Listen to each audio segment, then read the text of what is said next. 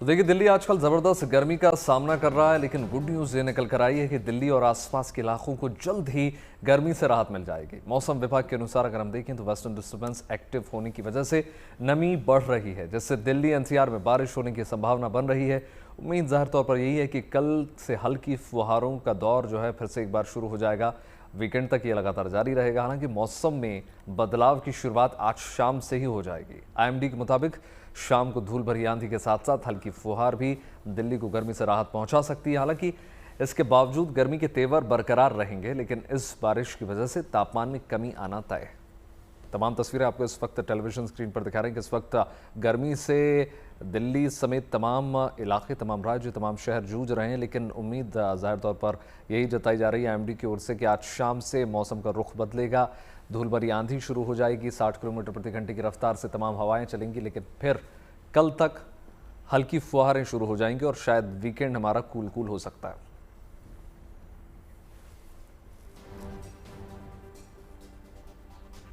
तो दिल्ली एनसीआर में अब गर्मी से काफी हद तक निजात मिल सकता है, क्योंकि अब मौसम बदलने वाला है। मौसम विभाग ने आज शाम दिल्ली एनसीआर में तेज आंधी का अलर्ट जारी किया है। इस दौरान हवा की रफ्तार 40 से 60 किलोमीटर प्रति घंटे रह सकती है। मौसम विभाग के अनुसार आज हल्के बादल छाए रह सकते हैं। आज शाम से रात तक हल्की बारिश होने के भी आसार हैं। मौसम विभाग ने इस सिलसिले में कल रात ही अलर्ट जारी किया था। मौसम विभाग के अनुसार कल से मौसम में और सुधार देखने को मिल सकता है। मौसम विभाग ने 13 जून को गर्मी का येलो अलर्ट भी जारी किया है। बिल्कुल देखिए, वहीं अगर हम देखें तो 14 जून से हीट वेव नहीं चलेगी, ये संभावना भी जताई गई है कि लिहाजा ये वीकेंड दिल्ली वालों के लिए मौसम वाली गुड न्यूज लेकर आ रहा है। दिल्ली में प्रचंड गर्मी पड़ रही है, झुलसा देने वाली धूप, पसीना सुखा देने वाली लू चल रही है और ऐसे में मौसम विभाग ने रेड अलर्ट जारी किया है ताकि लोग घर से निकलते समय अपने साथ जरूरी सामान जरूर कैरी करें ताकि हाइड्रेट रहें, क्योंकि दिन के वक्त में जब पारा 45 डिग्री के पार पहुंच रहा है तो ऐसे में बेहद सावधान रहने की जरूरत है। डॉक्टर्स की माने तो लगातार धूप में खड़े होने से बचने की जरूरत है, क्योंकि अगर लगातार 15 मिनट से ज्यादा कोई धूप में खड़ा रहता है तो ये परेशानी का कारण बन सकता है। इसलिए जहां तक हो सके शेड में रहें, छाए में रहें और लगातार धूप में एक्सपोज होने से बचें। साथ ही साथ डिहाइड्रेट न हो, अपने पास कुछ ऐसा लिक्विड जरूर रखें जिसे आप समय समय पर पीते रहें ताकि आपका शरीर हाइड्रेट रहे और आपका बचाव हो सके, क्योंकि इतनी तेज जब धूप होती है और साथ साथ जब लू चलती है तो ऐसे में शरीर का पसीना सूख जाता है, टेम्परेचर बढ़ जाता है और ये खतरनाक हो सकता है। इसलिए ऐसे मौसम में जब तक जरूरी ना हो तो घर से न निकलें। साथ ही साथ जो मौसम विभाग है उसने अनुमान लगाया है कि जो ये पिछले एक हफ्ते से मौसम बना हुआ है, उम्मीद है कि इसमें शुक्रवार शाम से थोड़ा परिवर्तन आए। जब धूल भरी आंधी चलेगी, हल्की बारिश होगी तो मैक्सिमम टेम्परेचर जो 45 डिग्री के ऊपर पहुंच गया है वो थोड़ा नीचे आएगा। कैमरामैन दीपक बिष्ट के साथ हिमांशु मिश्रा, दिल्ली। बात करेंगे उस भीषण गर्मी की जिसने देश के कई हिस्सों को अपनी चपेट में जकड़ा हुआ है। दिल्ली समेत कई राज्यों में आज भी हीट वेव का अलर्ट है, लेकिन खास बात इसमें यह है कि लोग राहत पाने के लिए जहां जा रहे हैं वहां का पारा भी चढ़ा हुआ है। हालांकि कहीं बारिश भी हुई तो कहीं पर लोग सुहाने मौसम का लुत्फ भी उठा रहे हैं।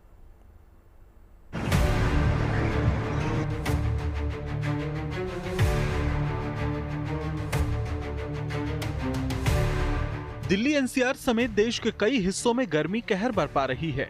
हीट वेव की स्थिति को लेकर मौसम विभाग ने इसको लेकर अलर्ट जारी करते हुए लोगों से सावधानी बरतते हुए खुद को सुरक्षित रखने की अपील की है। दिल्ली में हीट वेव को लेकर जारी ऑरेंज अलर्ट को मौसम विभाग ने आज के लिए रेड अलर्ट में बदल दिया है। दिल्ली एनसीआर का तापमान 44 डिग्री से 46 डिग्री के बीच रह सकता है। कई जगहों पर लू चलने की संभावना है और इसी को देखते हुए अलर्ट में ये बदलाव किया गया है। हालांकि कल यानी 13 जून के लिए ऑरेंज अलर्ट जारी किया गया है और अच्छी बात ये है कि 13 जून की रात को पश्चिमी विक्षोभ की वजह से हल्की बारिश होने का अनुमान है, जिससे कुछ राहत मिल सकती है। दिल्ली एनसीआर समेत उत्तर पश्चिम भारत के कई हिस्सों में आज हीट वेव की स्थिति बने रहने का अनुमान जताया गया है। लिहाजा राजस्थान, हरियाणा, पंजाब जैसे राज्यों के लिए भी रेड अलर्ट जारी किया गया है। भीषण गर्मी से राहत पाने के लिए मैदानी इलाके के लोग पहाड़ों का रुख कर रहे हैं, लेकिन गर्मी वहां भी उनका पीछा नहीं छोड़ रही। हिमाचल प्रदेश की राजधानी शिमला में भी तापमान में लगातार बढ़ोतरी दर्ज की जा रही है। यहाँ पारा 30 डिग्री तक पहुँच गया है। इसके अलावा हिमाचल प्रदेश के कई दूसरे इलाके भीषण रूप से तप रहे हैं। ऊना में तो 44.2 डिग्री सेल्सियस तापमान दर्ज किया गया। वहीं कुल्लू में तापमान 38 डिग्री सेल्सियस तक जा पहुंचा, जिससे लोग बहुत ज्यादा परेशानी महसूस कर रहे हैं। हीट वेव को देखते हुए मौसम विभाग ने प्रदेश में अलग अलग जगहों के लिए ऑरेंज और येलो अलर्ट जारी किया है। 13 जून तक पूरे प्रदेश में मौसम साफ ही रहेगा। इसी दौरान जो हमारे क्षेत्र हैं, ऊना, बिलासपुर, हमीरपुर, कांगड़ा है, शिमला है, सोलन है, तो यहाँ पे इसी दौरान हीट वेव कंडीशन दर्ज होने की संभावना है। 13 तारीख को जो हमारे मध्यवर्ती डिस्ट्रिक्ट हैं, जो मैदानी क्षेत्र हैं, यहाँ पे भी हीट वेव कंडीशन दर्ज होने की संभावना है। फिर 14 तारीख से जैसे ही एक्टिविटी शुरू होगी, क्योंकि 14 तारीख से जो लोअर लेवल है उसमें थोड़ा ईस्टली फ्लो आ रहा है, और संभावना ये है कि 14 तारीख को तो 1-2 स्थानों में हल्की बारिश हो सकती है, जिसमें हमारे डिस्ट्रिक्ट सोलन, शिमला, सिरमौर हैं। हिमाचल प्रदेश में 13 जून से तापमान में हल्की गिरावट दर्ज की जा सकती है और 14 से 17 जून के बीच कहीं कहीं हल्की बारिश की संभावना भी जताई गई है, जिससे कुछ राहत मिलने के आसार हैं। उधर उत्तराखंड के उत्तरकाशी में भी उमस ने लोगों को परेशान कर रखा है। ठंडे और साफ सुथरे मौसम के लिए जाने जाने वाला ये क्षेत्र घनी धुंध और भारी उमस की चपेट में है। तेज धूप नहीं होने के बावजूद यहाँ तापमान में बढ़ोतरी हो रही है। यहाँ तापमान 29 डिग्री से ऊपर तक जा पहुँचा है, जो कि इस ठंडे क्षेत्र के लिए असामान्य माना जा रहा है। हालांकि उत्तराखंड में ही देहरादून समेत प्रदेश के कई दूसरे इलाकों में गुरुवार को बारिश भी हुई, जिससे तापमान में गिरावट दर्ज की गई। उत्तराखंड में 17 जून तक हल्की बारिश होने का अनुमान है। मौसम विभाग ने इसे प्रदेश में मानसून के धीरे धीरे दस्तक देने का संकेत माना है। कहीं कहीं हल्की से मध्यम वर्षा देखने को मिली है। इसमें विशेषकर पिथौरागढ़, बागेश्वर, रुद्रप्रयाग, चमोली, चंपावत जनपदों में वर्षा रही है। 12 तारीख को भी उत्तराखंड के कुमाऊं क्षेत्रों में अनेक स्थानों पे और गढ़वाल क्षेत्र में कुछ स्थानों पे हल्की से मध्यम वर्षा मिल सकती है। और 13 से आगे जो है 16-17 तारीख तक उत्तराखंड में कुमाऊं और गढ़वाल जनपदों में अनेक स्थानों पे हल्की से मध्यम वर्षा मिलने की संभावना है। अगर आप राहत पाने के लिए कहीं जाना चाहते हैं तो पश्चिम बंगाल के दार्जिलिंग जा सकते हैं, क्योंकि यहाँ तापमान 18 डिग्री सेल्सियस के आसपास बना हुआ है। यही वजह है कि बिहार, झारखंड और यूपी जैसे राज्यों से यहाँ बड़ी संख्या में लोग अपने परिवार के साथ मौसम का लुत्फ उठाने के लिए पहुँच रहे हैं। शिमला से विकास शर्मा, कुल्लू से मनमिंदर अरोड़ा, उत्तरकाशी से ओंकार बहुगुणा, देहरादून से अंकित शर्मा के साथ bureau report, good news today.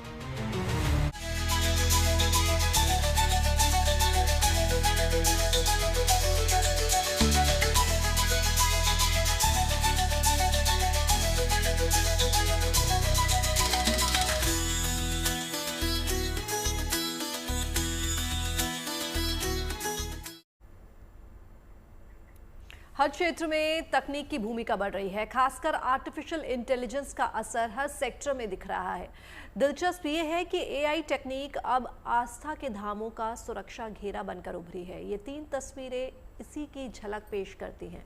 रामनगरी अयोध्या की सुरक्षा को एआई तकनीक और मजबूती दे रहे हैं।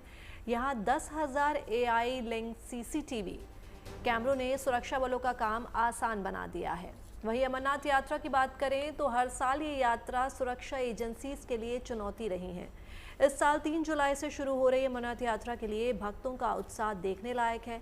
अब तक 3,40,000 श्रद्धालु यात्रा के लिए रजिस्ट्रेशन करा चुके हैं, लिहाजा उनकी सुरक्षा के लिए प्रशासन मुस्तैद है। यात्रा मार्ग पर 700 हाई डेफिनेशन सीसीटीवी कैमरेज लगाए गए हैं और चप्पे चप्पे की निगरानी की जा रही है। इस साल अहमदाबाद की जगन्नाथ यात्रा में एआई कैमरे और ड्रोन से क्राउड मैनेजमेंट किया जाएगा, ताकि आस्था भक्ति की यात्रा में भक्तों को सुगम आध्यात्मिक लाभ मिल सके।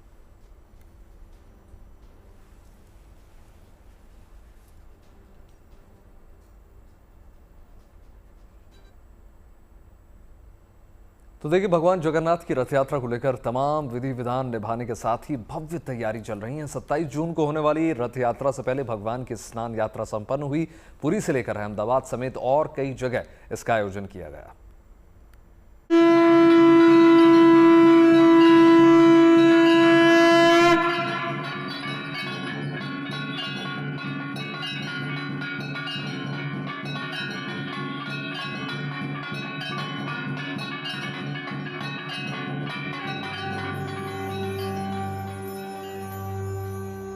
उड़ीसा के पुरी से लेकर देश के अलग अलग हिस्सों में भगवान जगन्नाथ की रथ यात्रा को लेकर श्रद्धालु पूरे भक्ति भाव में डूबे हुए हैं। इस रथ यात्रा की तैयारी जोर शोर से चल रही है।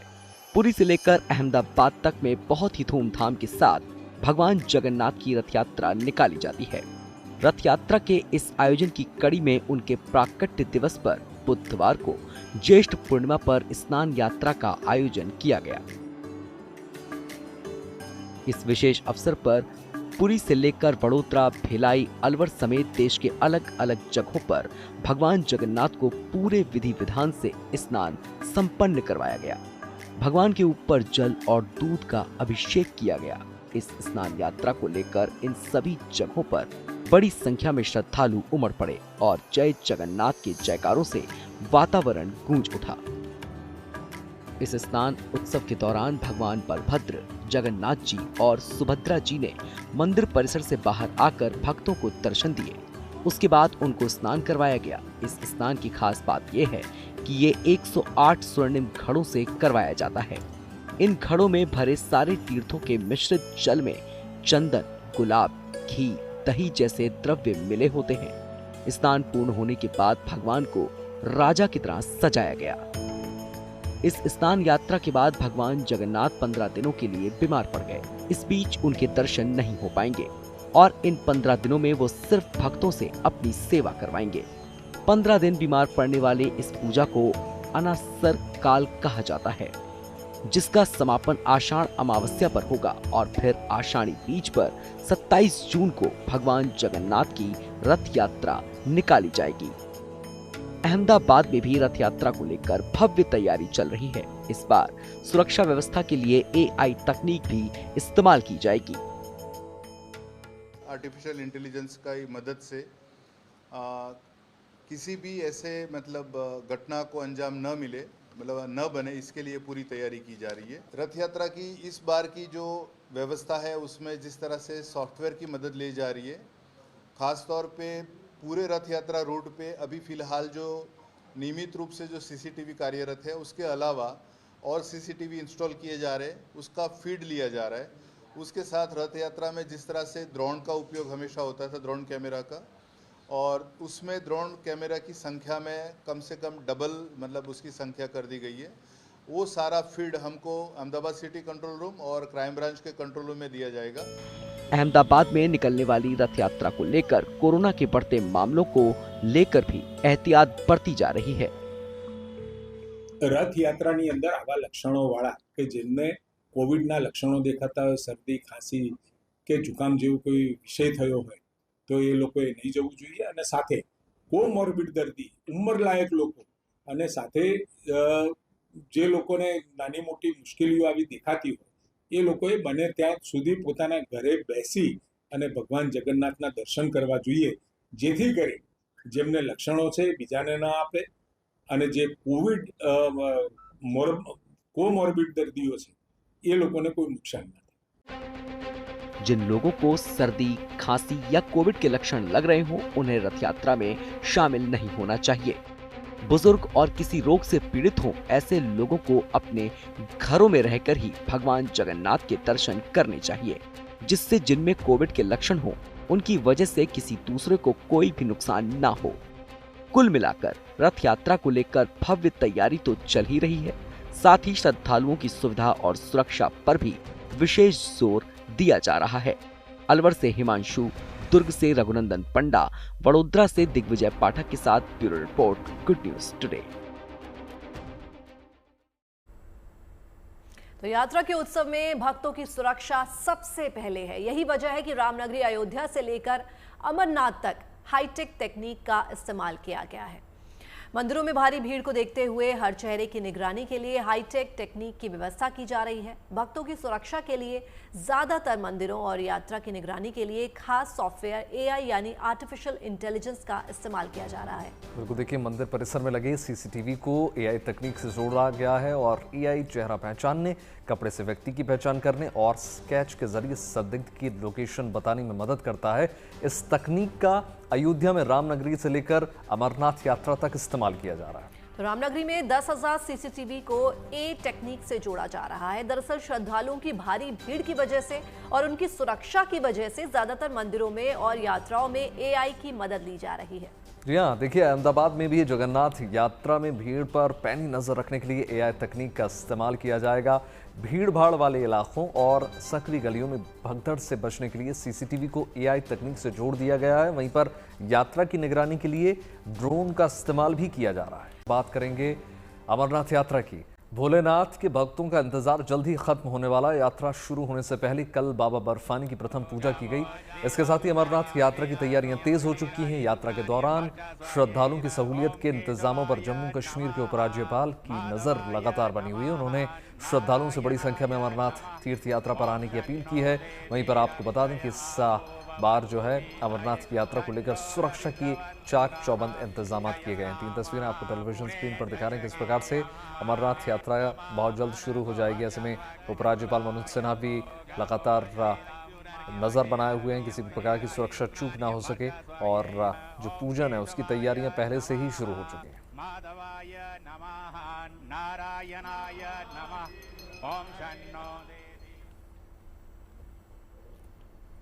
यात्रियों की सुविधाओं के लिए खासकर अगर आप जो बेस कैंप्स हैं वहाँ पे इस बार सुविधाओं को अपग्रेड किया गया है।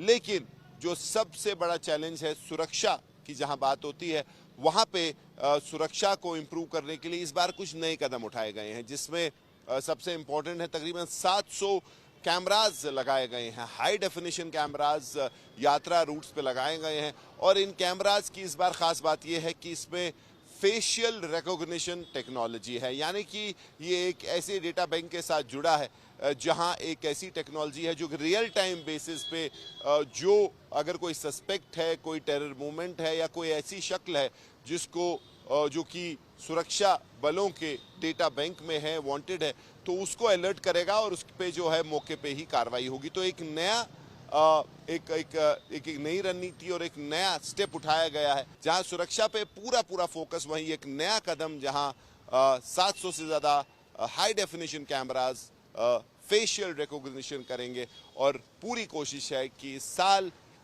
यात्रा जो है हर साल की तरह अच्छे से चले, लेकिन सुरक्षा में कोई चूक ना हो। सुरक्षा का हर कोई कदम जो उठाया जाए ताकि अच्छे से जो ये अमरनाथ यात्रा है इस साल हो सके। मुजफ्फर अहमद के साथ मीर फर।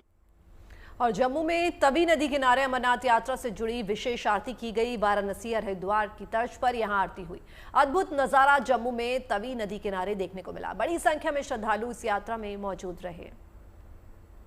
तो जम्मू में तवी नदी किनारे अमरनाथ यात्रा से जुड़ी विशेष आरती की गई। मंत्रोच्चार के साथ पूरी पूजा की गई। वाराणसी और हरिद्वार की तर्ज पर यहां आरती हुई।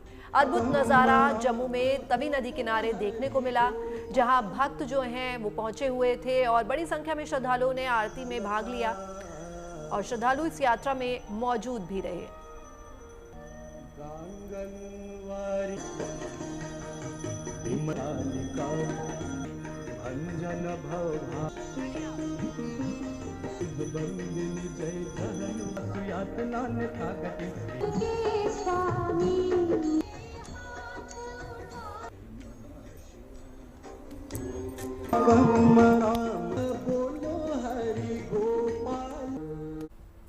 और बात करेंगे महज 10 साल की एक बच्ची की जिसने अंतर्राष्ट्रीय कार्टिंग सीरीज के रोटेक्स यूरो ट्रॉफी में इतिहास रच दिया। ये बच्ची कोई और नहीं बल्कि भारतीय रेसिंग सनसनी अतीका मीर है। अतीका ने एक और बड़ी उपलब्धि हासिल कर ली है और उसके साथ ही वो न सिर्फ पहली भारतीय बल्कि पहली एशियाई ड्राइवर भी बन गई है। तस्वीरें देखिए आप किस प्रकार से इस नन्ही से बच्ची ने बड़ी कामयाबी अपने नाम कर ली और पूरे हिंदुस्तान का नाम रोशन किया है।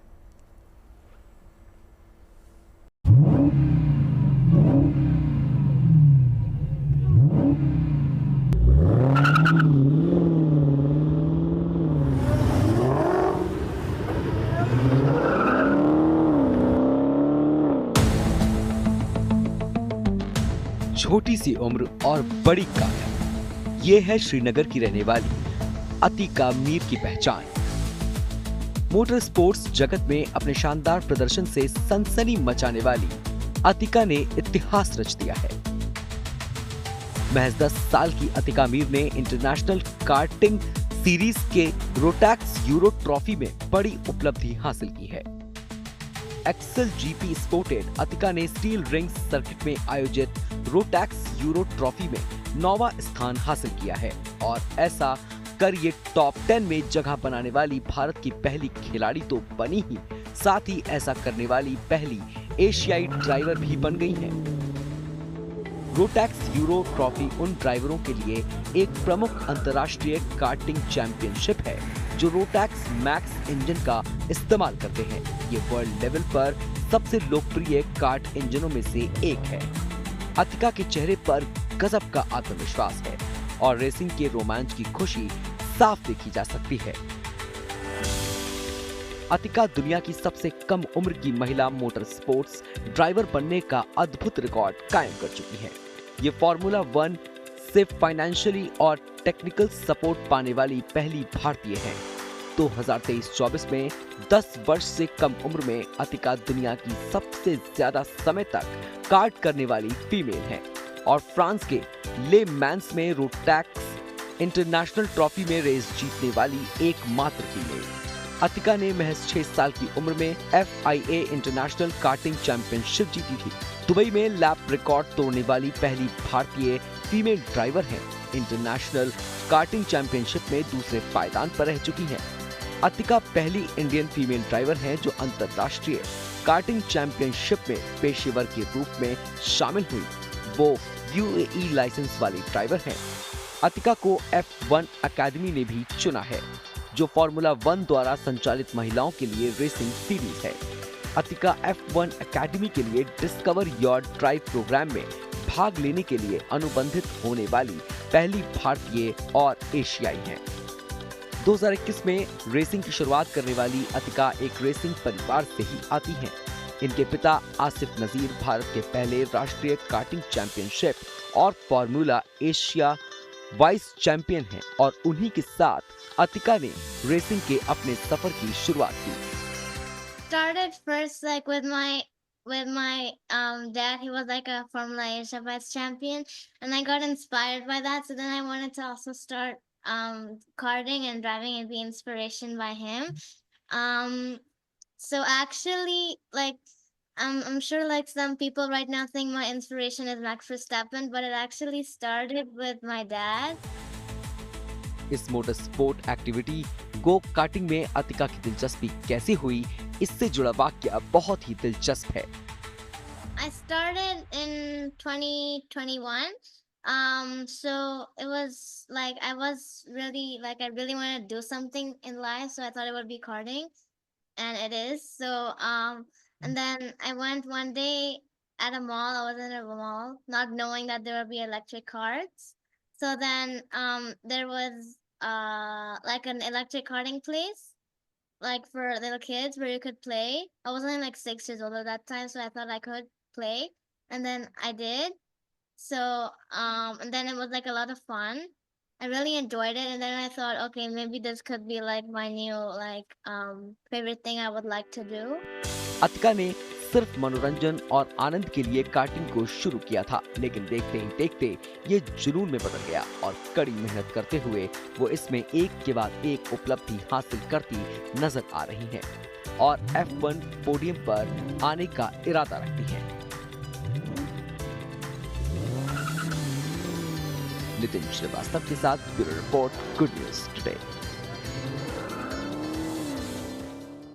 और 2024 ओलंपिक के दौरान दिखा विशाल हॉट एयर बलून एक बार फिर पेरिस में दिखने लगा है। जनता की मांग पर एक बार फिर इस बलून को आसमान में उड़ाया जा रहा है। इसे देखने के लिए दूर दूर से लोग एफिल टावर के पास जुट रहे हैं। गर्मियों के मौसम में इसे अगले 3 साल तक उड़ाने का फैसला किया गया है।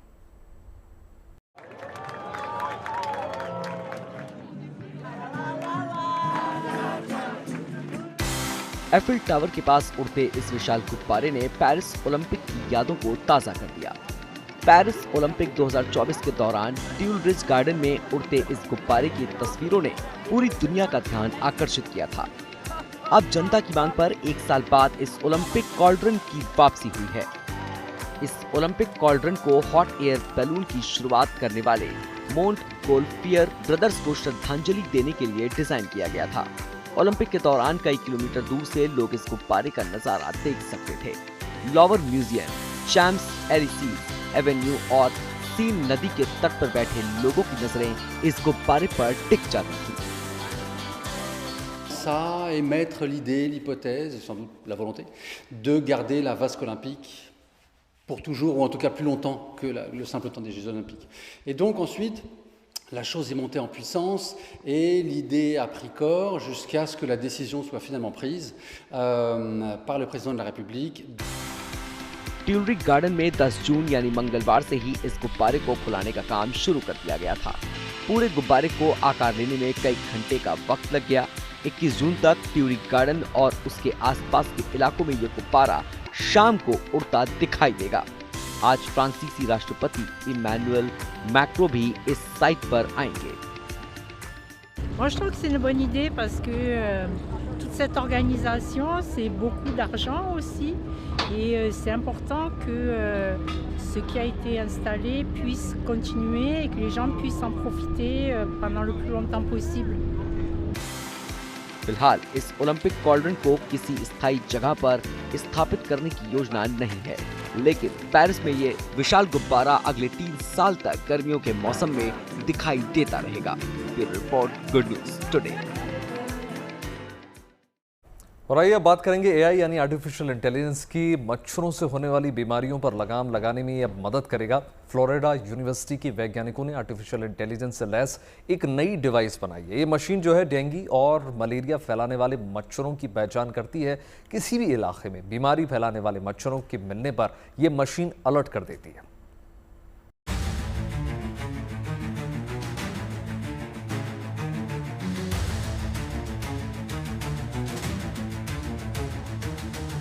डेंगू और मलेरिया जैसी घातक बीमारियां फैलाने वाले ये मच्छर सदियों से इंसानों के लिए मुसीबत का सबब बने हुए हैं, लेकिन अब इन मच्छरों पर आर्टिफिशियल इंटेलिजेंस की मदद से लगाम लगाने की तैयारी कर ली गई है। इंसानों की सेहत के दुश्मनों में मच्छरों का नाम हमेशा अव्वल पायदानों पर रहा है। छोटे दिखने वाले ये मच्छर हमेशा बड़ी बीमारियों की वजह बन जाते हैं। मच्छरों की मुसीबत सिर्फ इनके काटने की पीड़ा तक सीमित नहीं है। कुछ मच्छरों का काटना इंसानों को डेंगू और मलेरिया जैसी बीमारियों के जाल में फंसा देता है।